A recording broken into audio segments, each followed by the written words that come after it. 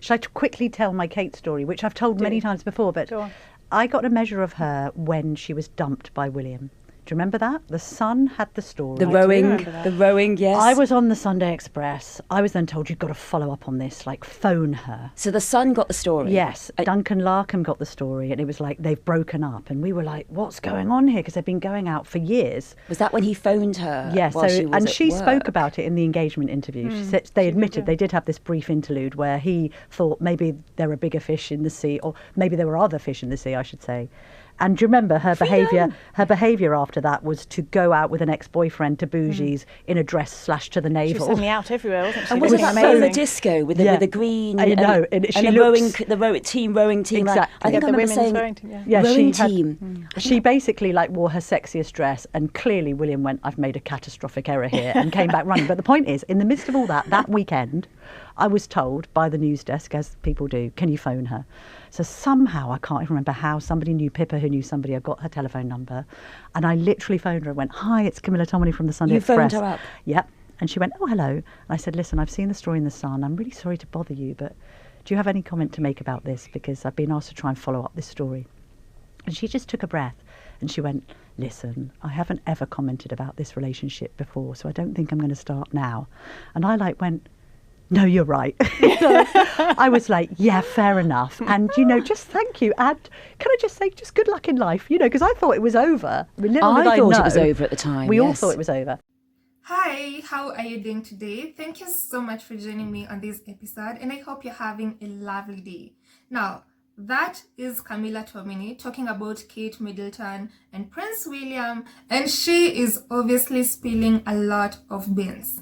See, whenever these people actually talk, they make it worse for people like Prince William and Kate Middleton because they just expose how they have obviously been in contact with them this entire time. And as you heard, Camilla Tominey basically admits that she has Kate Middleton's number. She can literally reach Kate Middleton by just phoning her.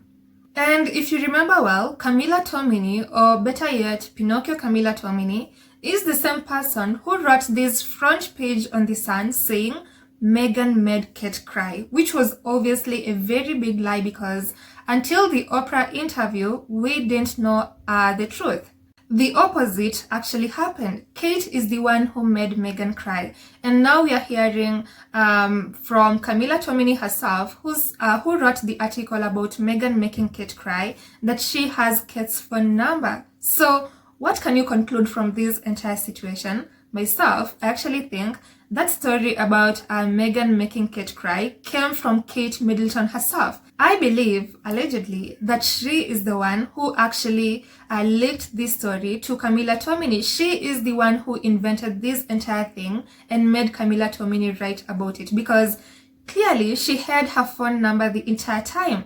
And for those who can maybe doubt this story, well, if you remember again, Kate Middleton never ever went on record to correct that story. She never ever went to the media, even to Camilla Tominey herself or to any other person and said, actually, this never happened. Like the entire palace, the entire royal family just went completely silent on that story. They didn't want to comment about it, even though they knew it was actually false. And if Meghan had never corrected it on the Oprah interview, then most of us would probably still never know what actually happened. So, yeah, Kate is a mean person. She treated Meghan horribly, and that is why I'll never ever feel sorry for that woman because she's just mean. Honestly, she is a mean person because her behavior clearly shows that.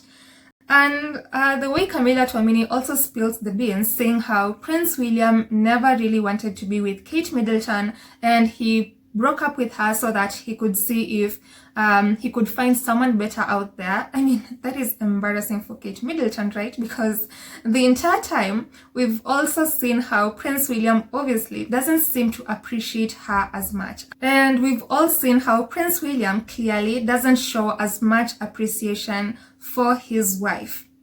It's clear that Kate Middleton wasn't his first option. She was never ever Prince William's first option. In fact, if he had gotten someone else, then he would have gone with that person. But he clearly chose Kate because she stuck around him for close to 10 years. She kept chasing this man for 10 years, and Prince William was like, finally, okay, if she wants this life, then let me just marry her, because every other girl was clearly, okay, didn't want anything to do with Prince William and the royal family. Kate Middleton is the only person who embraced him with everything that he had, and now she is paying the price for it all. Now we can see that Prince William obviously doesn't love her, doesn't appreciate her, and it's so obvious from the videos and the pictures that we keep seeing of this royal family. Anyway, apart from that, the other day was the trooping of the color. You saw the videos and the pictures from the events, but one thing that stood out the most is the way Kate Middleton reacted to the people who were booing them and heckling at them as they rode on their carriage towards Buckingham Palace. There was a lot of talk concerning Kate's reaction to the entire thing. She looked at these people in such a bad way. I mean, if looks could actually kill, and for that time her mask actually slipped. She forgot to smile at these people, wave at them the way she usually does. This time she actually showed her true colors. And the UK media have obviously written a couple of headlines saying how Kate Middleton didn't look very happy at this. She glared at these people. For example, some of the headlines that were written, one from the Express saying, Princess Kate looks seriously unimpressed as protesters boo her and her kids. And then GB News was like, Princess of Wales's icy glare at anti-monarchy protesters who booed her, George, Charlotte and Louis. Yeah, that look was actually so ugly. And then from the Daily Mail, they were like, moment Kate glares at anti-monarchists as they boo her and children at trooping the color. So yeah, everyone could literally tell that that glare that Kate Middleton gave these people was obviously very, very ugly. But I've seen that the royal family is now scrambling to literally rewrite the entire thing and say that no, Kate Middleton was not looking at these people because they were booing her. She was just angry because they were booing her children. No, it wasn't about the children. This is just how Kate Middleton is. This was her mask literally sleeping. So the headlines have now changed from Kate glaring at these people for booing her and the kids to Kate glaring at these people for booing her children. Do you see how they are now playing it? For example, one outlet that is desperately spinning this story is Sky News Australia saying, the Princess of Wales glared at anti-monarchists as they booed her children, Prince George, Princess Charlotte and Prince Louis during the trooping of the colour parade. They have gone from literally these protesters booing them all together to the protesters booing her children. I'm sure the protesters don't want anything to do with the kids. I'm sure they have no interest in booing kids because that is obviously evil. They are just targeting people like Kate Middleton, Prince William, King Charles and Camilla. This isn't about kids because, I mean, kids are innocent, right?